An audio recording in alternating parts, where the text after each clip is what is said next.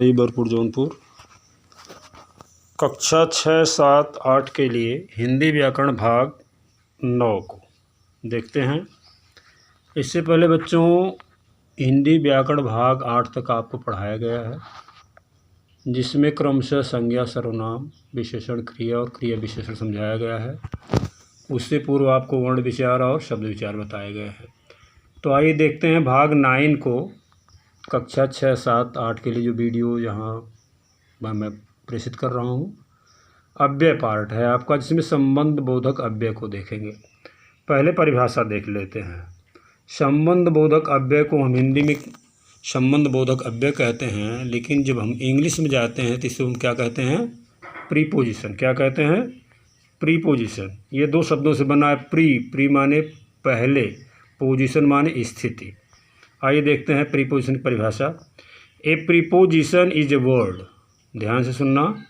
A preposition is a word used before a noun और a pronoun to show its relation with other noun और pronoun. मैंने बताया pre माने पहले, position माने स्थिति, यानी वह शब्द जो किसी नाउन या प्रोनाउन से पहले प्रयुक्त होकर, वह शब्द जो किसी नाउन या प्रोनाउन से पहले प्रयुक्त होकर उसका संबंध किसी अन्य नाउन या प्रोनाउन से स्थापित करता है, प्रीपोजिशन कहलाता है, यानी संबंध बोधक अव्यय कहलाता है। कहाँ प्रयुक्त होता है? किसी नाउन या प्रोनाउन से पूर्व, और संबंध किससे बतलाता है? किसी नाउन या प्रोनाउन से संबंध भी स्थापित करता है, यानी पूर्व लग करके संबंध स्थापित करता है। जैसे मैं कहूँ कि वह कमरे के अंदर है, या राम घर के बाहर है, रहीम सलमा के साथ घर गया, धन के बिना किसी का काम नहीं चलता है। तो पहले देखते हैं जो उदाहरण मैंने यहाँ दिया, उससे समझने का प्रयास करते हैं। रहीम सलमा के साथ घर गया, तो ये घर भी आपका नाउन है और रहीम भी नाउन है। तो ये घर से पूर्व लग करके प्रीपोजिशन इन संबंध बतला रहा है रहीम सलमा के साथ। किसके साथ? सलमा के साथ। यहाँ के शब्द आया है। राम घर के बाहर है, यहाँ के बाहर आया है। धन के बिना। इस तरह से ये उदाहरण स्पष्ट होता है कि संबंध बोधक अव्यय किसी नाउन या प्रोनाउन से पहले प्रयुक्त होकर उसका संबंध किसी नाउन या प्रोनाउन से स्थापित करता है, बताता है। आइए थोड़ा और देखते हैं, इंग्लिश में समझ लेते हैं। जैसे he is in the room, he क्या है? प्रोनाउन, और रूम क्या है? नाउन। तो नाउन से पूर्व लग करके ये स्थापित संबंध कर रहा है रूम से पहले। He is in the room, वह कमरे में है।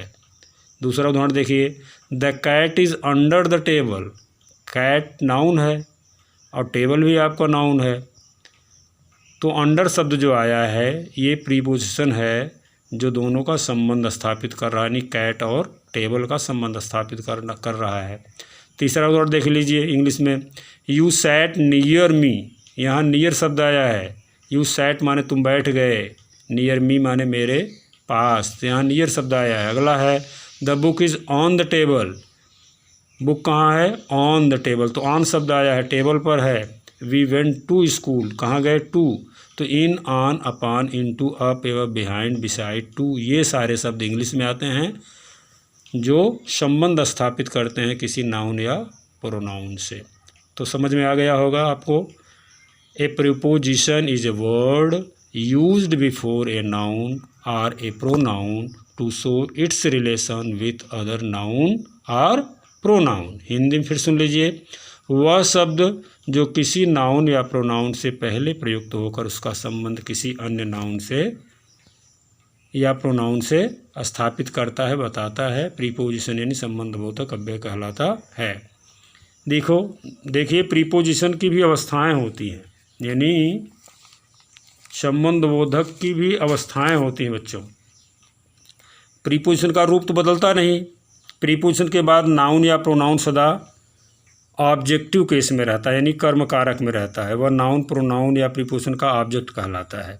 और एक चीज़ है, प्रीपोजिशन का अपना कुछ अर्थ नहीं होता है, भिन्न भिन्न शब्दों या वाक्यों के साथ उनका अर्थ बदलता रहता है।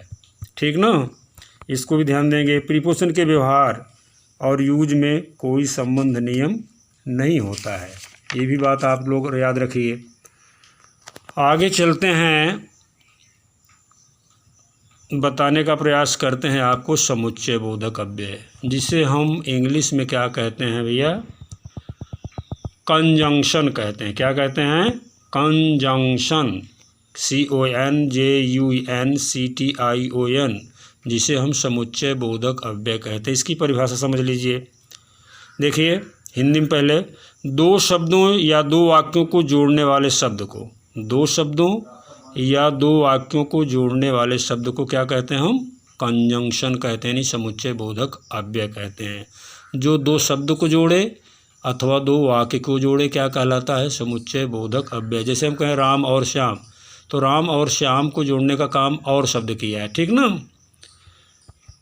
आइए इंग्लिश में ज़रा समझते हैं इसको। Conjunction is a word use to join two words or sentence with others, या कह लीजिए conjunction is a joining word, यानी समुच्चय बोधक शब्द क्या है? जो दो वाक्यों अथवा दो शब्दों को जोड़ने का काम करता है। जैसे हम मैंने हिंदी में दिया है और से, मैंने बताया राम और श्याम, एवं, जैसे एवं शब्द बीच में आता है किसी हिंदी के, तो वो भी समुच्चय बोधक काम करता है। या जैसे ये खाओ, यहाँ जाओ या वहाँ जाओ, अन्यथा, अन्यथा मतलब जैसे तुम मेहनत करो ना, अन्यथा फेल हो जाओगे। परंतु, परंतु शब्द बीच में अगर जोड़ने का काम कर रहा है, जैसे वह पढ़ने में अच्छा है परंतु शरारती है, यानी परंतु, किंतु, लेकिन, मगर, बल्कि, अतः, फलतः, क्योंकि, इसलिए, ताकि आदि शब्द अगर आते हैं किसी शब्द के बीच में अथवा वाक्य के बीच में, तो ये क्या करते हैं? समुच्चय बोधक अव्यय कहलाते हैं, यानी ज्वाइनिंग वर्ड्स इस तरह से अगर आएँ, और, एवं, या, अन्यथा, परंतु, किंतु, लेकिन, मगर, बल्कि, अतः, फलतः, क्योंकि, इसलिए, ताकि शब्द आए, तो ये जो है कंजंक्शन का काम करते हैं, समुच्चय बोधक अव्यय का काम करते हैं। इंग्लिश में ज़रा समझने का प्रयास करते हैं। एग्जाम्पल हम आपको समझा दे रहे हैं, क्योंकि हिंदी इंग्लिश में दोनों साथ में लेके चल रहा हूँ। ये आप शब्द भेद पढ़ रहे हैं, शब्द भेद पढ़ रहे हैं, parts of speech. You will pass if you work hard, तुम पास हो जाओगे। इफ़ यू वर्क हार्ड, यहाँ इफ़ आया है, अगर तुम कठिन मेहनत करते हो पास हो जाओगे। नंबर 2 है as you sow shall you reap, जैसा बोओगे वैसा काटोगे। यहाँ सो शब्द आया है। He is poor but happy, वह गरीब है लेकिन खुश है। You and I are going, तुम और मैं क्या कर रहे हैं? जा रहे हैं। यहाँ आर शब्द आया, देखिए यू एंड आई आर, क्योंकि यहाँ यू जो है प्रोनाउन जो है ये प्लूरल फॉर्म में आता है, इसलिए यू के सेंस में यहाँ आर लगा है।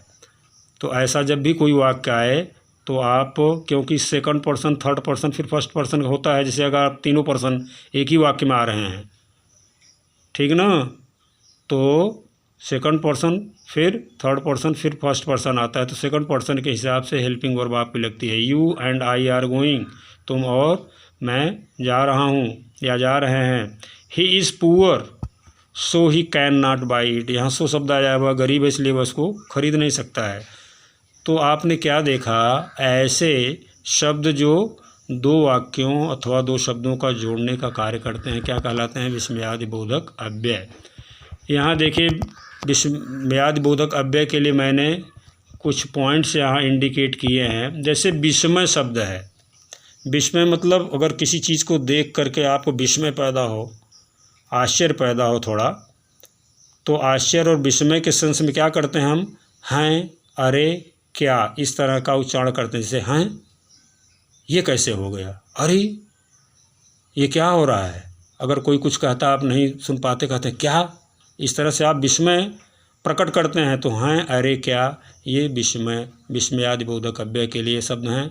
अगर हर्ष उल्लास है, यानी आपको प्रसन्नता है, तो आप कहते हैं वाह, आह, क्या खूब, बहुत अच्छा, इस तरह से आप बोलते हैं, तो ये क्या कहलाता है? हर्ष का प्रतीक है, उल्लास का प्रतीक है, विस्मयादि बोधक अव्यय है।